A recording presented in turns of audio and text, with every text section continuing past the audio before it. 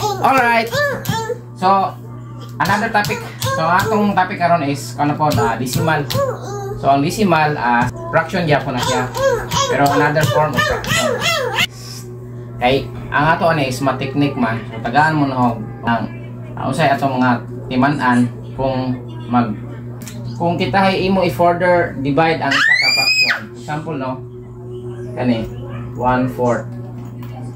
Diba? Ang equivalent ana kung imo i-decimal is imo na i-divide. So, alit ang 1 divided by 4. Okay? So, 1 divided by 4, mugamit na kaani og decimal. So, mudugang ka og digit dire sa imong dividend. So, dugang ka 0.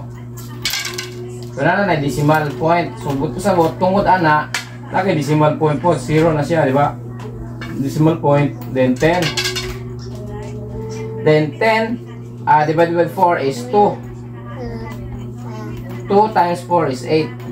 Then, imo ang normal nga minus. So, 10 minus 8 is 2. Then, dugang kag 0 sa, bring down 0. Then, 20 divided by 4 is 5. So, 5 times 4 is 20. Sabot pa sabot, like, kini 1/4 is equals to 0.25. So, kani to 0.25. Mo na na 0.25. Mo na na yung decimal.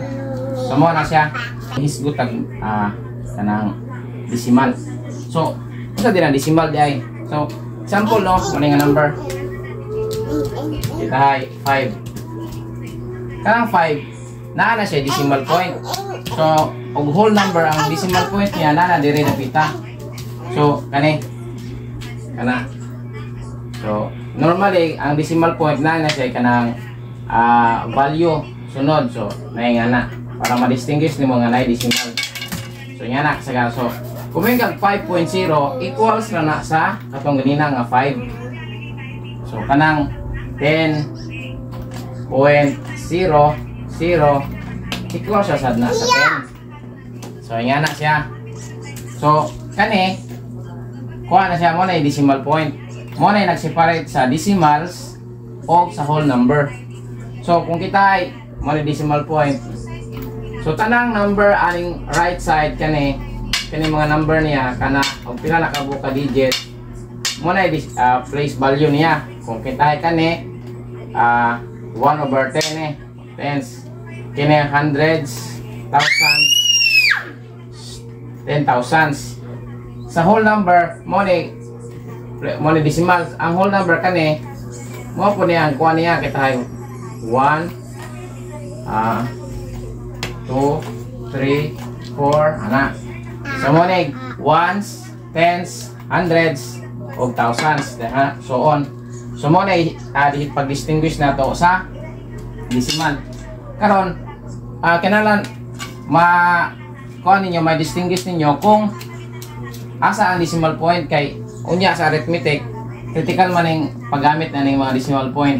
Unya pag move sad sa mga values asani pila ni siya ka ang iyang place value bitaw. So kinahanglan nato ma-identify na. Noon sa arithmetic, sa atong mga maskutan arithmetic, magamit man nato ni. So other number nga gamay ang imong kuan dividend kaysa divisor, mo resulta na siya og decimal.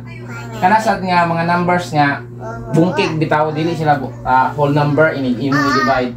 Ang tumoy ana, for example kananay mo gawas nga 10.534 kani.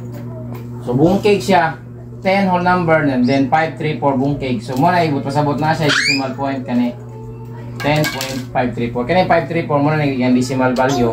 Ang whole number niya is 10. So mo na siya ang regarding sa decimal. Okay? So mo na sa mga ka-right. Peace out.